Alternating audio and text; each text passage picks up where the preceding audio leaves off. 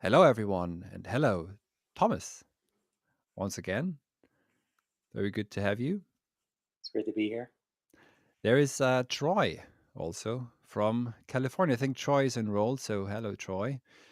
We'd like to introduce your course on Plato one last time before we actually begin with the course this Saturday at 6 p.m. UK time, 1 p.m. Eastern Standard Time. We just double checked again. Too many time zones. I get confused too.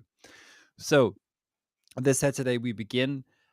Thomas is a man from the design world, typography, typographer. I pronounced this miserly by trade. So he comes from Praxis. Hello, George, a Greek man in Sweden who is also enrolled. So we're looking forward to having you, George. And if you'd like to join us, by the way, it's the best time to enroll is now because we are closing enrollment very soon. The link to enroll is here in the chat and it's also in the description of this video. So we'll be here for about maybe, I don't know, half an hour. And if you have any questions on Plato or on the course more specifically, or on the beautiful in Plato or on beauty in general, for Thomas, please let us know and Thomas will respond to them during the live stream or at the end of the live stream. So, Thomas, what brought you to Plato and the beautiful and And to virtue. writing this and virtue? Let's not Yes. forget the most Let's not important forget that. and virtue in brackets. No, no, no. Well, the original the kind of history of this course came from taking your course on Heidegger and the pre-Socratics years ago. We've stayed in contact since then, and you approached me because I teach at different universities and our programs around the country around the country. So, Pratt Institute, Fashion Institute of Technology in New York City, uh, CUNY system of Queens College and the City College of New York, as well as University of North Georgia, and I've guest lectured in other programs like Cal Arts over in California. So, for example, I've been teaching in design and the arts for almost 10 years now at this point, and you reached out to me if I wanted to teach a course because I've been instructing all these years. And I was like, absolutely. And my background originally was from Aristotle. And I presented this huge tome of a course program for the entire discussion of beauty from contemporary working to From the from human ideal. prehistory from Yes, prehistory to the future in 10,000 years in the future. Yes, you exactly. It was going to be this monster project. great. And you appreciate the ambition, but you told me, go back and let's pare this down a little bit. And I decided to narrow down to Plato because probably one of the most surprising things, especially coming from a Aristotelian background, was I did not anticipate the amount of how much work the beautiful is used in Plato's dialogues. So through the six lectures, we're going to go the six dialogues that we have lectures on. Yeah. We have Hippias, Symposium, Phaedrus, Meno, Cratylus, and Parmenides. Um, the beautiful and some other secondary properties like virtue and love, you kind of see a very powerful connection between these dialogues under this rubric or topic of the beautiful. And I was changed by it. It took me 2 years to develop this course because I kept reading as I Yeah. kept reading and kept seeing connections to the other dialogues and the consequences from this line of thought. It just got richer and deeper. So I ask you for reprieve to just take the time to write this course up and develop it. And we're very excited to have the pro seminars, set the live seminar session starting this Saturday for 5 Yeah. weeks, uh, with also tutorage 101s that already started this week, and that was very exciting and really rewarding. And Yeah. at the end of the pro seminar, there will be opportunity for those who are enrolled to write a piece, or actually, better say, you actually said this when I took your course. Any production of a work can be Yeah. made at the end of the lectures of these pro seminar lecture series or seminars. And I think that's very important, especially on this topic, is that we can take the understanding and the ideas here of what is the kalon, the beautiful here for Plato, and realize that it's a completely sophisticated and rich topic for Plato Yeah. that connects his ontology, his epistemology, his ethics, and his political orientations, all oriented around this topic of the beautiful. And we see this throughout these dialogues that I selected for the course. So I would say kind of I said I had my one-on-one option with one of the mentees, and he Yeah. asked me a very I think very powerful question, which was, Yeah. you know, beyond what like why go back to Plato and Aristotle? Like why go back to them when we have everything we have now, modern technology, modern methods, Yeah. and like why not just go from Descartes on, for example? Like Oh, why? And I basically well, because go on, also go on. I feel like no, you have an opinion about because this. also Descartes, even without knowing what he's doing, really, he that's a bit mean. He also presents the identity or the unity, shall we say, of thinking and being, but he collapses it into subjectivity. And so even Descartes, unbeknownst perhaps, he may have read some Plato, etc., but is not taken explicitly into account. He is implicitly in having to refer to the foundation of thinking handed down from Parmenides, which is that there is a unity between thinking and being, which to Plato and Aristotle is so obvious they don't even have to question it. Um, so we always have to return and go out or return home in order to no go out in order to return home, but of course changed. And can I just say briefly before you uh, mention what you discussed with your private student, what Thomas is here referring to? So there are a couple of different options. The seminar option, which means live seminars that Thomas leads, where you are with Thomas and others in a Zoom group. That's the middle tier here on the enrollment page. And if you'd like to take additional private tutorials with Thomas, then this is the third tier here, the philosophical dialogues. If you take this one, if you have time for at least 3, then I think you should take that one. You also can present your a talk or a poem or a song uh, at the final seminar. And as Thomas will tell us about his initial discussion now with one of his private students, if you have any questions for Thomas on the course, just let us know in the chat and we'll get to them either when they fit or um, at the end of the live stream. And also, just like to say, as Thomas pointed out, as he was working through the different dialogues, I mean, you could have just easily focused on the symposium or the great hippies, etc.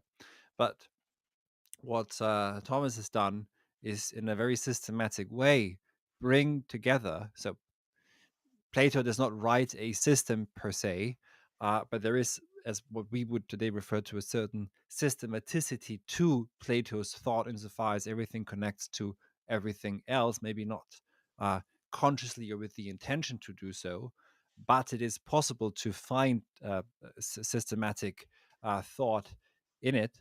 And I think Thomas has done a wonderful job at bringing together uh, let's just put it like this: the system of beauty in Plato, which, as you'll hear from Thomas in a second, is so important because it is in the beautiful, in the medium of the beautiful. And what the beautiful means is, of course, the question of this course, because it isn't aesthetically the aesthetically beautiful as we would think of it today. It's ontological, it's ethical, etc.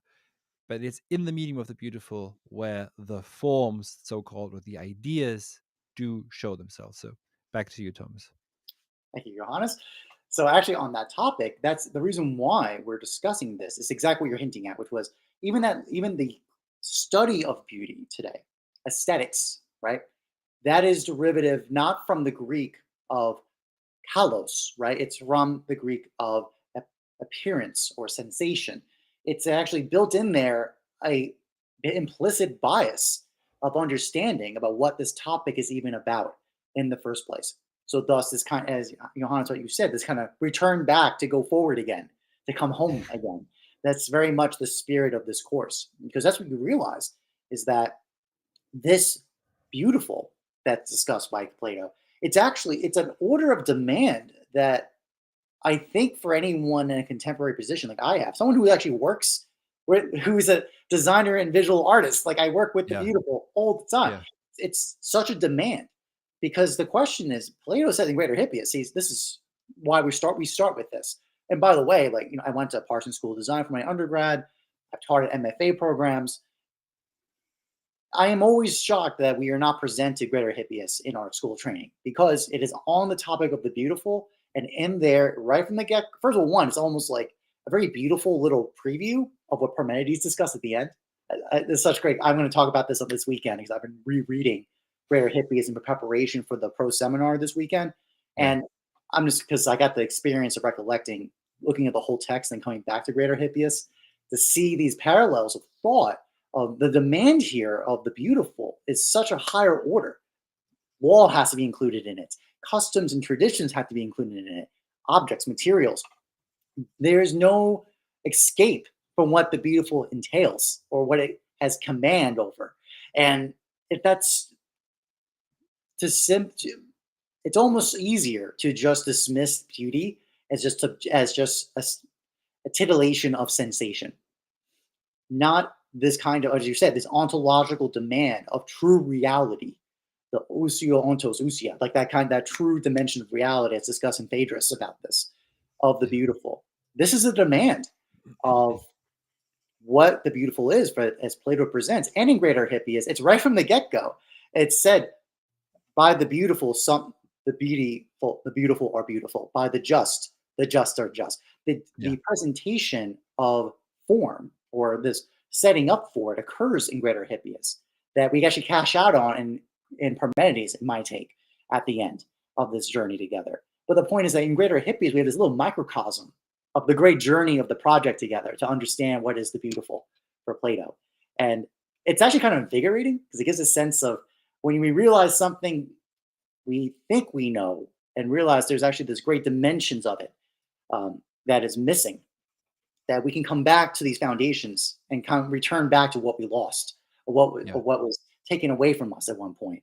I only say this because the student asked me a question, Yeah. why go back to, as I joked around with you, like, why go to Descartes? Why bother with anything before Descartes? And my answer, part of my answer was this individual, I use a kind of engineering kind of discussion. But look, the point was when the term like halos, for example, is used, it has multiple dimensions. It has this Yeah. kind of higher dimensionality property to it. I'm going to use a kind of engineering like metaphor for this. When over time that has been dimensionally flattened, we strip out the complexity, the higher dimensional order, to basically make a representation of it as a model to then work with going forward in intellectual thought. And there's a certain amount of error. Every model has an error built into it, Yeah. but and that's fine if you for your short-term objectives. But over time, as you accumulate error, eventually what was once a little error becomes a monster error. By the way, is mentioned in Meno about the problem of, and also Critias, when there's small error in the first principle. If there's an error in the first principle that is used as your foundation and you go forward from there, you end up massively wrong in the end. Aristotle has similar comments about that too, in Ethics.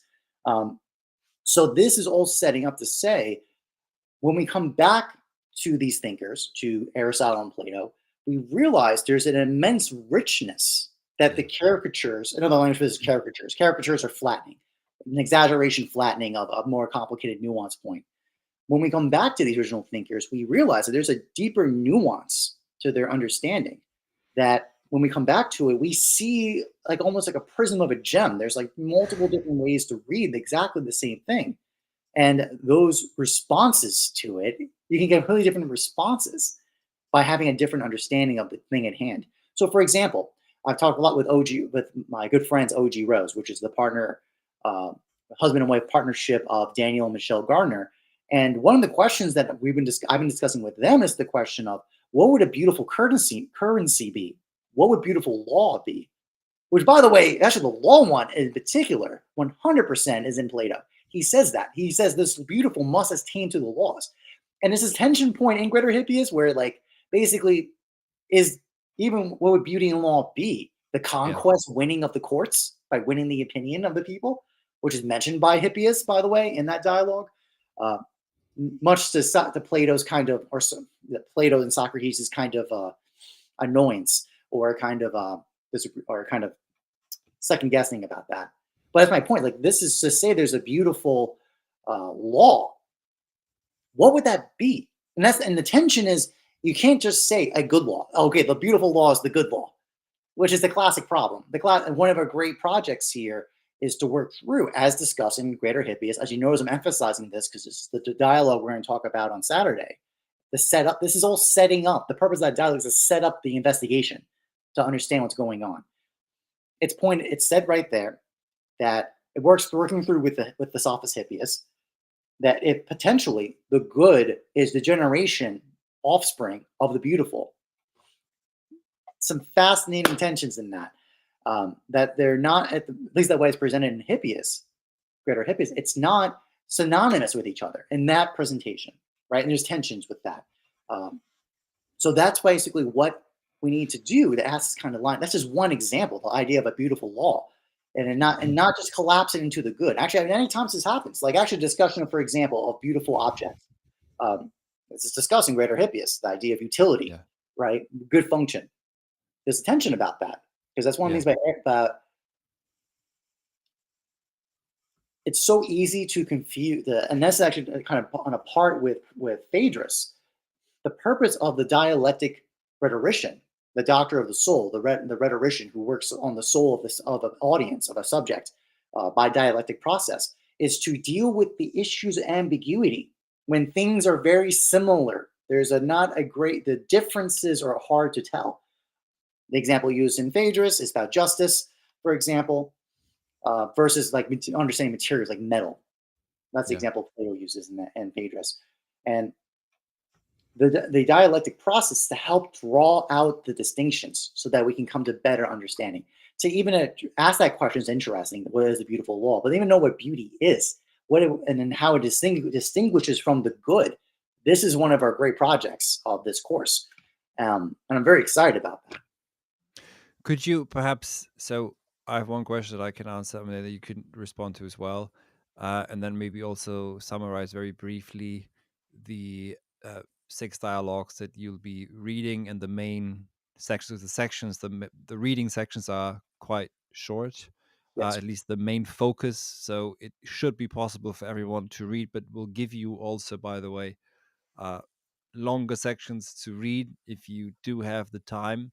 But the advantage of this is, of course, this is so the seminars are recorded, the lectures are already recorded, so you can always come back to it and you'll learn something, of course, during the seminars as well. You come back to the reading again and again. So here's one question that we always get, which is, do you have any prerequisites for the course? Do I need to know Plato or Aristotle already?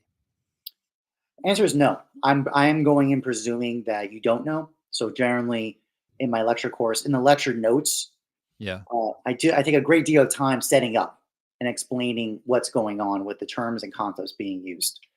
Because again, my background originally was in Aristotle, so actually I do use some Aristotelian concepts to help articulate the Platonic concepts or the proposed statements made by Plato in these dialogues to help flesh out the concepts or the tensions about what's being said. So, in general, no, you don't. I'm presuming my audience, when I was writing these lecture series, was presuming they did not have a background in Plato and Aristotle. So, I take a good amount of time to walk through the concepts and kind of draw out the distinctions. And also, very importantly, I think it's very important when you first learn, assuming you did not have experience with these thinkers, Yeah. drawing the contrast between their accounts and our account or a contemporary account uh, of these concepts. Oida uden eidos. I know that I know nothing. That was your approach. Yeah. That's the philosophical stance. So you have to forget. So there are no prerequisites. I've actually seen over the years people who have uh, n- who come to you don't have, so especially you should have an interest in philosophy obviously, but uh, almost the less academic work you've done the better. You have to Yeah. deschool yourself beforehand, because it's obviously not a high school class, but it's also not a regular university seminar. We are trying to understand Plato, but we're also trying to generate something of our own, to be creative with the text, and sow the seeds, and let's see what comes off them a few years down the line. I mean, not now, because you don't even get credit points or anything, not no certificate, nothing. But maybe in 10 years from now, you think back to this course and there's something in there that you heard either from Thomas or something you read in Plato or something that someone else or something you thought of. Because what I would recommend you do is that you get a little notebook just for this course and start taking, could be any dimension, obviously, could be a bigger one as well, one of these, and you take handwritten notes so you can come back to those notes for, well, for as long as you live, if you take good care of them, and so you never know what a thought can trigger in someone in their lives further down the line.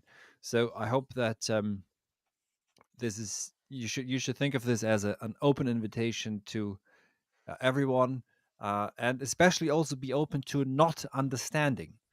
We have this insane tendency, which is also what the high schools do, and everywhere in the world apparently, and also now at universities. What I've witnessed with students is that they come in and they want to hear a concept and they want to work with the concept immediately. But instead, perhaps what you should do is allow for something to unsettle you, to dislocate you, or also there's a certain, perhaps not affectation, but attunement that can come about, and that reorientates you, even though you couldn't really regurgitate or shouldn't regurgitate, but don't even really quite know yet what has happened. A good sense of aporia. Yeah. Aporia is not just perplexion, but is a roadlessness. That's what the word means. Poros is road or path. So all of a sudden, there's no longer a set road.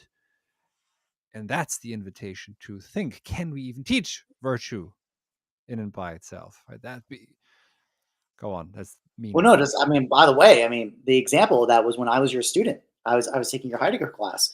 I came, but I literally closed my essay by saying I neither know north or south, east or west. I actually used that language, Right. and I said all I know is this isn't working. And and then And by the way, then actually I was pushing even harder when we had our conversation many years ago about the yeah, Heidegger Aristotelian combo, where both are sitting there going, "But wait, what is the ooze? Like, what is the thing that holds the substance together? Like, what is the substance, the usia? What it holds?" And we had this moment of just like unspeakable, just openness. Uh, yeah. And this sounds strange to us, but you started this off with Descartes. So, and in any good conversation, one always has to come back to the beginning of the conversation. That, by the way, happened also during the dialogue we recorded last week, which is on this channel, which is on the future of education. If anyone's interested, listen to that one too. So, uh, but there we also came back again and again. We come back again and again into what Thomas says in the beginning, what you say in the beginning, which is there are certain presuppositions that in higher education they're never even questioned or not even seen as such. But you begin this with Descartes, and you begin therefore with thinking. Now, what's important though to realize in Descartes is what he says. I mean, it's easy to the Cartesian subject is the root cause of all evil of modernity. Blah blah blah blah blah. Yeah, Hannah Arendt, we get it. Thanks, but no. Look, I think there's something profound here still, which is there's a three-part structure. There is the thinking subject. That's not the first necessarily, but there's also God. And there's also the external world. God is not an evil deceiver, hence there is an external world. But all these three, in a sense, need each other. So there's always a back and forth between the three. And uh, the so what I want to say is we are as thinking beings participating in the world. Heraclitus says this perhaps most radically when he says that even those who are asleep participate in the weaving of the world. Another very intense, and of course, this also extends to action and what we don't do. Here's a quote from Nietzsche's Zarathustra: and even what you abstain from weaves at the web of all future humanity. Even your nothing is a spider web and a spider that lives off of the blood of the future. So that's some niche for you. And so y- y- to to think means to participate in the world, and this upholding is never just simply given. We have to find groundings, etc. That would be how I understand it. So there's always a need. So this comes back also to this question from your private student. Why even read them? Because in reading them again and again, there's not just informational value, as you pointed out yourself. We disclose the texts again, we open them up again, and we find again and again ways of accessing meaning that is not just ever simply given but needs to be drawn out, which is also exactly how I would understand, by the way, the eidos as coming about, more or less, at least in a finite instance. So um let's see. Oh, I didn't see this. Thank you very much, Harris, as always. Thank you, sir. He's Harris is enrolled, so that's great. uh Thank you, Harris. Very generous of you, as always. um Okay, I think Goethe, we can discuss at the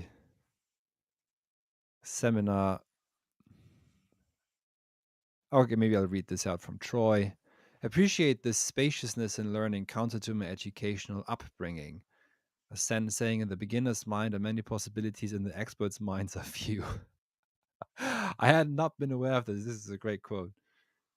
Yeah, I've heard that expression. I mean, the idea is they basically expertise bias in the sense that experts get narrowed focus and they think about the bands of appropriate thought, right? And then the thought of doing something outside that is much more difficult for experts. Beginners don't have that liability because they don't have a understanding what is the correct way of thinking about things. That happens every discipline. Actually, my major work in Yeah, typography. and you get so tired, basically. Sorry, it's almost like, you're getting fatigued with your own expertise, because, oh yeah, this is just, I can plow through 100 pages of Hegel in Hegel. 10 minutes because I I already knew it. know what he's about to I say. knew you were going to say Hegel. Well, I know this is the first thing I could see here, but yeah.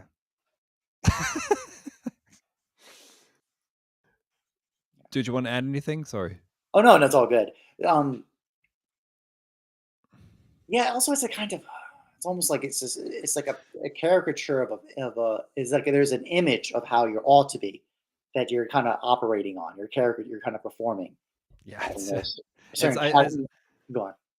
to be a, as I say. Oh, this is a bit awful by me, off me, but not by me, off me.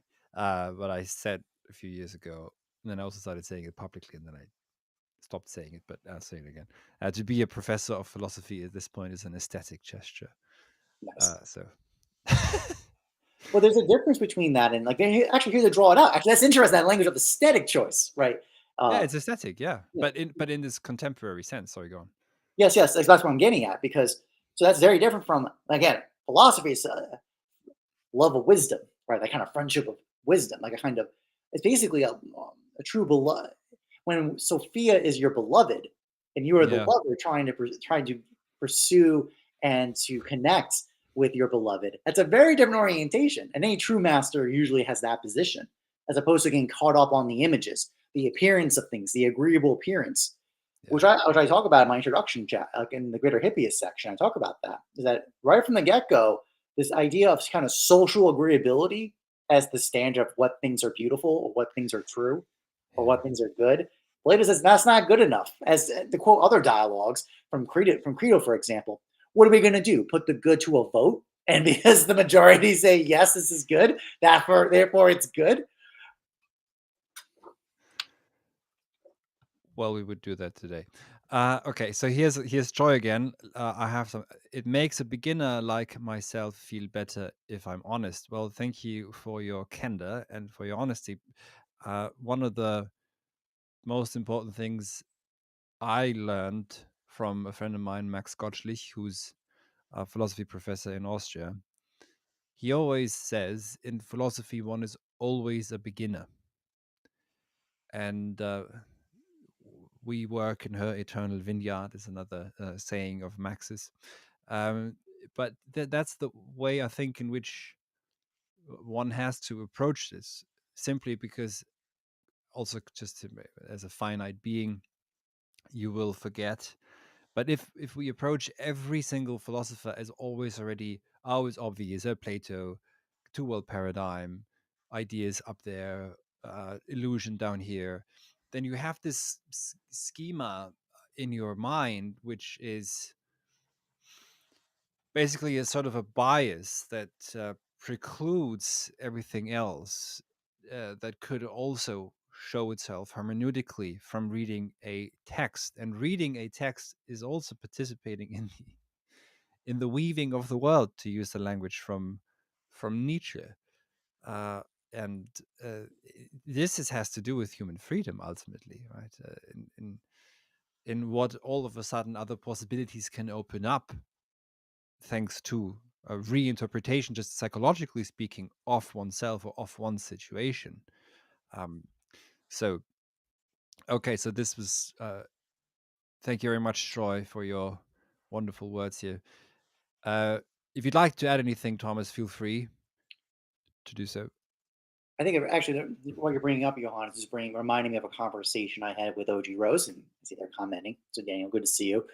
Um, One of the most powerful things about human beings is that we have accounts, and by our accounts of reality, interacting with things, we draw out new dimensions about it. Because one of the ways you can read logos is accounts, and different phenomenon have accounts that we can describe it. So, for example, you know, I talked with Daniel about this. A You can talk about a cat as a biological entity, an ecological entity. Like there's all these different realities of Yeah. accounts you can give to exactly the same thing. And I say this because when you read dialogues like this with Plato, especially in this kind of spiraling kind of continuity approach like we're doing, when we reread them, as you develop accounts, you get to see different dimensions about it. Like, for example, I was rereading Greater Hippias in preparation for the seminar this weekend. And actually, an Mhm. area that picked my ear was this reference about the very beginning of the dialogue. Just in crafts, is there development of basically almost like obsolescence of the past because the Mhm. present's better than the past. This related to the artists, for example, development of Daedalus versus contemporary sculptors, or the soft, or the basically the sophists of Bias, one of the scholars, basically the sages, versus someone so great like himself as Hippias, for example. Um, that caught my attention because I got curious about that line of thought. So it's just like by rereading, there's different dimensions. I just watched why this is why Plato's dialogues are so beautiful. They really are works of art because they have this kind of polysematic, uh, multidimensional surprise that they can reveal out of you by rereading them. So it's not like a one reading and done kind of episode. If anything, you're actually depriving yourself of the opportunity to get these other accounts and possibilities drawn out from it. Yeah. Thank you. There's someone who says, I etch in the eighth dimension. I don't know what that means, but why not? I mean, sometimes I think when you read philosophy, it can be a bit spooky, but it does turn us into multidimensional beings in a sense. Takes us totally out of ourselves and towards realms unseen. On a fun side note, so Yeah, obviously, one area I think of really of interest is the interaction of mathematics with beauty. Obviously, that's not, we I make a slight note about that at the conclusion of this lecture series, but it's an area of topic I'm very interested in continuing in research and reading about. The What I'm getting at here is the idea of measure, yeah, relation, and transformation. So the hmm, idea that uh, other dialogues you talk about the idea of measure having a very important role to play, which by the way, with also virtue too. The whole presentation from Aristotle on Nicomachean Ethics, golden mean, the intermediate between deficiency and excess, and more yeah, particular that it's not necessarily always a kind of a standard proportional relationship. For example, basically like courage. It's actually a little actually the mean is a little more skewed towards recklessness than cowardness. It's not a perfect median, for example. But anyways, that's outside the scope of this course series, but it's definitely a topic I've had in my mind a lot. Um, and geometry and mathematics have a big role to play. Also because it's a lot of philosophical thought has like at least its relationship with the mathematic in some way. So, for example, the original the pros hens of Aristotle's metaphysics is from a Yeah. mathematical concept of proportionality. It comes from that. Uh, and it shows up also in Aristotle's account of economic transaction, of justice, uh, using the proportionality argumentation of the Yeah. shoemaker to the house, for example. Yeah, there's that. I wouldn't collapse that too much into mathematics, but what mathematics does allow for is, well, learning how to think without imagining anything, or having an immediate representation of something. So that's so mathematics can be a way to um, philosophy too, I think. Here's a question which I think we should answer or try and answer, but also only partially, perhaps, because then uh, that's something also. That's I would say. So the question is, my question is, how can we take a new beginning of thinking with Plato? And I would say this: uh, this will be something that the course itself addresses implicitly. My initial response would be, it depends what you mean by a new beginning. In a sense, every generation, every epoch uh, has to find uh, a somewhat new beginning for itself, and it if attempting to do this purely in a tabula rasa manner perhaps isn't the best. And Plato, yes, there's Platonism that's born out of it, etc. But there is in a thinker like Plato so much that has not been picked up on by the tradition yet, so that in dialogue with Plato we could, I think, find not a new beginning, but ways of accessing our time and our world in dialogue with the previous time. I mean, just the fact that we can even do that should tell you something. That we can even read a text that is so old, of course, in translation, etc., but that it even speaks to us still, and what that means for the dimensions of time, of history, of meaning in general, and how we relate to human being extending backwards and forwards. Thomas. Yeah, I mean that's that. I would basically say that point. It's just this act of rereading is the new beginning. Especially the key is when we say, let us not read this from a caricature, kind of abstraction and caricature on top. Yeah. It's basically like my students when I teach them about basically composition and color. Actually, a very common. Actually, color is a great one because a lot of times, a lot of people operate on these abstract concepts that are not the actual reality in front of them, the stimulus in front of their eyes.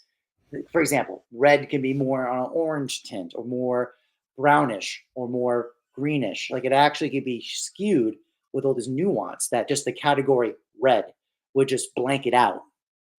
That's because the abstraction is overpowering the concrete particular in front of you. So part of reading, taking a new beginning of thinking in this case is not to come in with the caricatures of what you think of Plato, actually of anything. At the very minimum, holding at least being open to hold that in your mind. Like for example, I had a little shock of realizing how impregnated the beautiful is into Plato's thinking because I had Mm. the caricatures. I thought, oh, Plato's the Mr. Rationalist who has no stance on it. Like at best, either has no stance or is very much like basically has a very rationalist account. But I was proven wrong.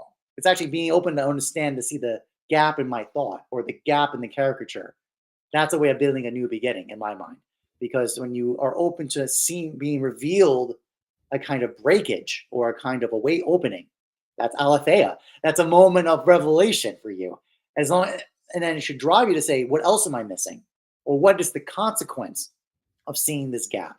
So that'd be my answer of how do you renew again from Plato. But a big part of that is the idea of in this epoch with our presumptions, our context, our demands, our challenges, going back to them, going back to Plato and seeing the contrast. Like, that's almost what a lot of this is about. It's the seeking of difference, of these gaps, these kind of glimpses of revelation that are possible if we keep our train our mind to be open to watch for them. Another question that we often get is, what are the seminars like? So you, as a former participant, you can tell us what they are like and what you envision for your own, because it's the Yes. first time you're teaching North Falcon. But just to mention this, Thomas has been teaching for a decade at universities in America, so he does have some experience.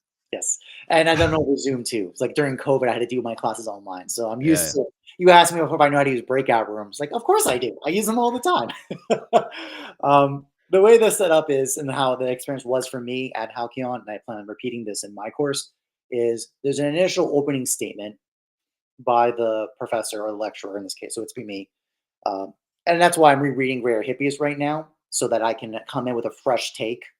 So I have both my writing, and I also I'm rereading the original dialogue again, just to come in with a 20-minute kind of summary point of a big of takeaways or things I'm reflecting on, thinking about the text.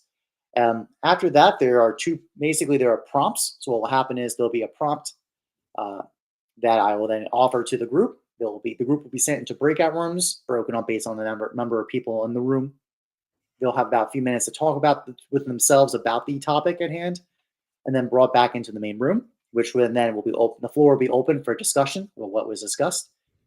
I'll basically moderate and reflect on seeking to understand and summarizing what's being said and drawing connections of what's being said by the participants. We'll go to the next follow up prompt. We'll broaden the rooms again, Yeah. discuss, come back, reflect. So that will be the process. That's about 2 hours, that entire process in total. Yeah. What do you think in terms of the atmosphere, They the were, I mood? mean, very academically rigorous. I mean, I people come from very diverse backgrounds in terms of discipline and focus, but I find generally they're very welcoming. I found very much actually some of my bestest philosophy friends came from the Halcyon Guild. So, for example, OG Rose and Javier Right. Rivera, who we wrote a book with, Yeah. Philosophy of Glimpses. We were co-authors together with Daniel and Michelle Garner. Came from meeting at the Pro Seminar. So it was, basically intellectual friendships are possible from these groups because you're doing activity together. Part of good friendships are spending time together in a common activity towards a common, uh, basically, thing of value that everybody unites around. And the most powerful one is virtue. Things that ways a friendship under virtue. In this case, in this case, seeking understanding and truth, or in this case, actually beauty. Actually, I think Yeah. which is even more powerful from my viewpoint. Thank you very much, Thomas. So, in closing, if you now click on the link to enroll, which is in the chat, but also in the description of this live stream, that takes you to the enrollment page on Teachable, which lists the seminar dates. We begin this Saturday, July 27th, and we finish, sorry, on August the 24th, always from 6 to 8 p.m. UK time, which is 1 to 3 p.m. Eastern Standard Time. And correct me, is it 10 to 12 Pacific time, or is it 9 to 11? Okay, wait, it's 3 hours for me, so yes, it's 10 a.m. Pacific. Okay, so yes, that's 10 a.m. So I think that's doable for all our American friends. If you don't have time for the seminars, just enroll in the self-study tier, 7 exclusive videos, and you are, with every enrollment, you become a patron of the philosophia of the humanities and of Halcyon, and let us continue our work. If you do have time for at least, I would say, 3 out of the 5 Zoom seminars, then you should enroll in the Philosophical Fellowship, as we call it, live seminar discussions that Thomas just summarized what they will be like for 2 hours, which is quite long, but won't feel that long, as you'll see. And if you have, let's say, a writing project, or you'd like to go even further in depth in discussion with Thomas, then you can book additional 5 private tutorials. So this is including the self the video lectures, and including, of course, the 5 seminars. So that would be this final one. Or you could also just choose 2 payments for the seminars here. That comes to about the same price. That's always a bit of a that's how Teachable does it. So that's how we have to do it when we offer a payment plan, as they call it. So the time to enroll is now. We are closing enrollment very soon. It is Wednesday after all. And we do want you to have enough time to start reading and listening to the lecture. We begin this Saturday with a discussion of the creator Hippias and continue then the week after, I think, on the symposium. Yes, the reading order is Greater Hippias, Symposium, Phaedrus, Meno, Critias, and Parmenides. Ah, the Parmenides. Wonderful. That should tell you something, all you hardcore Platonists out there, that the Parmenides is in there.